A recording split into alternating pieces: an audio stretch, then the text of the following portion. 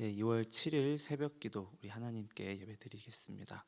우리 사도신경으로 신앙 고백하겠습니다.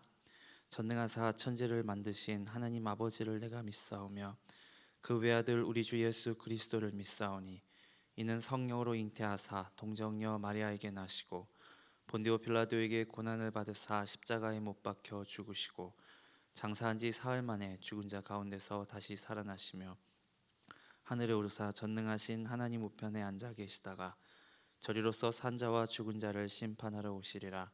성령을 믿사오며 거룩한 공예와 성도가 서로 교통하는 것과 죄를 사하여 주시는 것과 몸이 다시 사는 것과 영원히 사는 것을 믿사옵나이다. 아멘. 찬송가 397장 찬양하시겠습니다. 찬송가 397장입니다. 주 사랑 안에 살면 두려움 없으며 그 사랑 변함없어 늘 마음 편하다.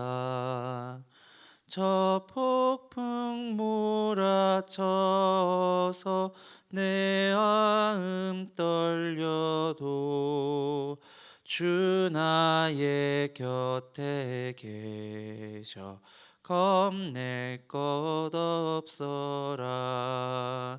주 나의 목자시니 부족함 없으며 주 인도하는 대로 늘 따라가리라. 그 지혜 나를 깨쳐 내 앞길 밝히니 나 주의 길을 따라 주 함께 살리라. 저 넓고 푸른 들판 내 앞에 열리고 그 검은 구름 거쳐 새 하늘 보인다. 끝없는 나의 소망 저 환한 생명길 참 보배 되신 주님 늘 함께 하소서. 아멘. 네, 오늘 새벽 나눌 하나님 말씀은 레위기 15장입니다. 레위기 15장 1절에서 7절까지 말씀입니다. 레위기 15장 1절에서 7절까지 말씀 제가 봉독하겠습니다. 여호와께서 모세와 아론에게 말씀하여 이르시되 이스라엘 자손에게 말하여 이르라. 누구든지 그의 몸에 유출병이 있으면 그 유출병으로 말미암아 부정한 자라. 그의 유출병으로 말미암아 부정함이 이러하니 곧 그의 몸에서 흘러나오든지 그의 몸에서 흘러나오는 것이 막혔든지 부정한즉 유출병 있는 자가 눕는 침상은 다 부정하고 그가 앉았던 자리도 다 부정하니 그의 침상에 접촉하는 자는 그의 옷을 빨고 물로 몸을 씻을 것이며 저녁까지 부정하리라. 유출병이 있는 자가 앉았던 자리에 앉는 자는 그의 옷을 빨고 물로 씻을 것이요 저녁까지 부정하리라. 유출병이 있는 자의 몸에 접촉하는 자는 그의 옷을 빨고 물로 몸을 씻을 것이며 저녁까지 부정하리라. 아멘. 예, 오늘 공동체 성경 읽기는 레위기 14장과 15장 말씀입니다. 특별히 이 15장에는 유출병 규례에 대해서 이야기하고 있습니다. 죄송합니다. 유출병이라고 하는 건 몸에서 피나 고름이 계속해서 나오는 염증을 의미합니다. 염증이 있는 병이죠. 남성이나 여성의 생식기에서 하열이 계속 나온다던가 아니면 다친 상처 아니면 골마 터진 상처나 특정 부위에서 이 고름이 계속 나오는 증상을 이야기합니다. 이 유출병이 있는 자에 대한 규례는 앞서서 나병 환자 규례와 마찬가지로 이 위생적인 개념에 있어서 병균이나 바이러스의 전염을 차단하고자 하는 목적에서 환자에게 직접적이거나 간접적인 접촉을 하지 못하도록 한 것이 특징입니다. 그래서 유출병 걸렸던 사람이 입던 옷, 누웠던 침상, 앉았던 자리 혹은 그 몸에 접촉하는 자는 그의 옷을 빨고 물로 씻을 것이다. 그리고 2, 3차 전염의 가능성이 있으니까 저녁까지 부정한 채로, 즉 깨끗하지 못한 채로 다른 사람들과의 접촉을 피하고 많은 사람들이 모이는 성막이나 제사의 자리에 나오지 못하도록 제한을 한 것입니다. 그리고 몸에서 흐르는 피나 고름이 회복되어서 낫게 되면 7일 동안 나은 그 자리에서 있다가 후에 정결 규례로서 속죄제와 번제를 드리도록 했습니다. 아무래도 수천 년 전이니까 오늘 같은 위생 개념이 없고 의학적인 지식도 없었고 먹을 물, 씻을 물도 당장 부족한 광야였기 때문에 출혈이 생기거나 고름이 생기면 오늘날처럼 즉각적으로 위생적으로 깨끗하게 대처를 하지 못하는 게 사실이었겠죠. 그냥 자연 치료에 기댈 수밖에 없었기 때문에 이 병원의 기능까지 제사장이 맡아서 하게 하셨던 겁니다. 병균과 바이러스 전염으로 인해서 공동체의 다른 누군가가 또 광야에서 그 떠도는 공동체에서 다른 피해가 일어나는 걸 막기 위해서라도 하나님께서 주신 이 유출병 규례는 그래서 공동체를 존속시키는 율법이기도 합니다.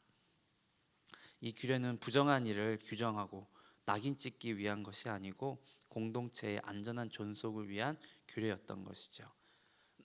그런데 이 율법을 마주하고 행해야 되는 인간의 죄성이 하나님의 이런 뜻마저도 왜곡시켜서 나병 규례를 대할 때와 마찬가지로 유출병 환자들을 사회적인 왕따 그리고 하나님께 저주를 받은 죄인으로 만들어서 낙인을 찍기도 한 게 사실입니다. 죄를 범하지 않았는데 부정하다라고 하는 율법의 문자만 가지고 와서 사회적으로 개인적으로 소외시켜 버린 겁니다. 예수님께서 만나 주신 이 혈류병 걸린 여인이 대표적인 예입니다.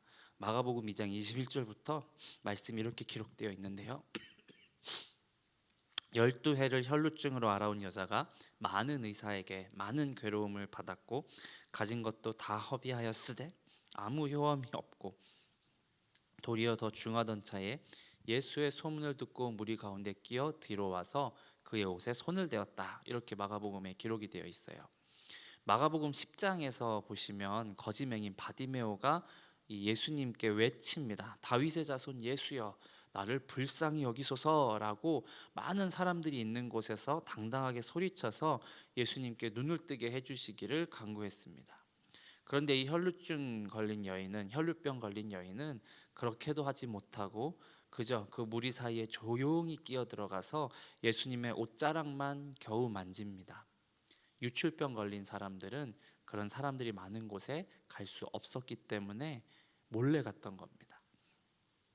유출병 걸린 이와 옷깃만 스쳐도 내가 부정을 타기 때문에 아무도 그를 가까이 하지도 않았을 뿐더러 그 유출병 걸린 사람이 그 많은 사람들이 있는 곳에 나타나는 것도 상상도 못할 일이었던 거죠. 그래서 어딘가 숨어서 지내게 하고 혼자 고립되어서 지내게 했던 겁니다. 예수님께 모이는 수많은 이 병들고 귀신 들린 사람들 가운데에서도 유출병 걸린 이 여인은 유일하게 율법에서 낙인 찍은 부정한 자가 되어서 그 병자들, 가난한 자들이 득실거리는 와중에도 거기서 소리를 높이지도 못하는 신세가 된 겁니다. 12해 동안 가진 것들을 다 허비하여도 의사들에게는 이 많은 괴로움만 받았고 가진 것도 다 썼는데 병만 더 무거워져만 가니 얼마나 이 여인이 비참했을지 상상이 되죠. 예수님이 이 여인을 주목하시고 사람들 가운데 세우실 때는 또 생각해 보면 얼마나 떨렸을까 싶습니다. 이 여인이 예수님의 몸을 만졌으니 유대인의 율법대로라면 예수님은 옷을 빨고 물로 몸을 씻고 저녁까지 부정한 채로 사람들과 멀리 하셨어야 합니다. 그런데 예수님이 어떻게 하셨죠? 이 여인이 스스로 자기 자신을 드러낼 때까지 계속 주변을 둘러보셨습니다. 그리고 이 여인이 자기 자신을 드러내자 이 여인에게 구원과 건강을 선포해 주셨죠. 속죄제도 번제도 필요하지 않는 이 정결함을 예수님께서 주셨기 때문에 이 유출병으로 인한 부정함과 이 격리의 규례가 다 무의미하게 된 것입니다. 물도 부족하고 이 개인 위생을 챙길 수 없는 열악한 환경 속에서 하나님의 백성으로 훈련받아야 할 광야 공동체를 보호하고 또 성적인 거룩함을 지키도록 하기 위해서 주신 규례마저 이 사람의 죄성을 비틀고 악용해서 한 사람의 삶을 상처 입히고 고립되게 만드는 겁니다. 율법이 흠이 있어서 그런 게 아니라 율법을 받은 사람의 죄성 때문에 이런 일이 발생하는 것이죠. 이 율법의 공의에 미치지 못할 부족할 우리 인생들을 위해서 그래서 예수님이 이 땅에 오셨습니다. 예수님으로 인해 나음을 입은 이 혈루증 여인은 정결을 선포할 속죄제와 번제가 필요가 없었습니다. 주 예수의 이름으로 나음을 입었기 때문입니다. 부정한 자들의 출입을 엄하게 금지하고 분리시켰었던 이 구약의 성막과 우리 주님 이 땅에 계실 때 유대인 공동체와 다르게 사도들로부터 시작된 교회는 부정한 자들의 출입을 교회에 금하지 않았습니다. 오히려 그런 사람들에게 더 다가가서 예수 그리스도의 이름 복음을 전하는 공동체였죠. 세상에 상처 입은 사람들, 죄 많은 사람들, 혈루의 근원이 마르지 않아서 근심하면서 주 예수밖에는 의지할 것 없는 몸도 마음도 가난한 사람들에게 천국이 더 가깝기 때문에 그렇습니다. 심령이 가난한 자는 복이 있나니 천국이 저희 것임이라 말씀하신 것을 우리가 기억해야 합니다. 우리에게도 마르지 않는 혈루의 근원과 같은 문제, 죄의 문제, 육신의 문제, 내 가정의 문제들이 많이 있습니다. 제가 지난 교회에서 사역할 때 신방을 하던 한 청년의 어머님이 이 집사님이셨는데 이 청년이죠. 자기 딸이 마치 귀신 들린 것처럼 나한테 욕을 하고 화를 내고 역정을 내고 막 발광을 해서 이 집사님이 이래도 저래도 해결이 되지 않으니까 심지어 무당까지 찾아가 굿까지 했다고 저한테 고백을 한번 하셨었어요. 돈 낭비, 시간 낭비, 몸과 마음을 축내면서 혈루증처럼 얼마나 사람들에게 오픈하기 어려운 민망한 이야기를 하셨는지 아시겠죠? 예수 믿으면서 평생 교회 다니셨던 집사님이 딸 문제 때문에 이 문제가 해결이 되지 않아서 무당에게 가서 굿까지 할 정도였다니. 의사들을 다 찾아다녀 봤는데 괴롭힘만 당하니 여인 같지 않습니까? 그런데 이 집사님께서 말씀 앞에서 자기 죄를 깨닫고 예수를 진정으로 만나고 나니까 내 딸의 혈루증이 문제였다고 생각했던 게 내 혈루증의 문제였다고 고백을 하셨어요. 거라사 광인처럼 귀신 들린 것처럼 딸을 휘어잡고 공부시키겠다, 좋은 대학 보내겠다고 난리를 쳤던 내가 귀신 들린 여자 같으니 이 딸아이도 귀신 들린 것처럼 행동할 수밖에 없지 않았겠냐고, 그렇게 예수 그리스도 앞에서 혈루의 근원이 마르고 자신이 죄인임을 고백함으로써 주 예수의 이름으로 정결을 이렇게 선포하는 고백을 해주셨었어요.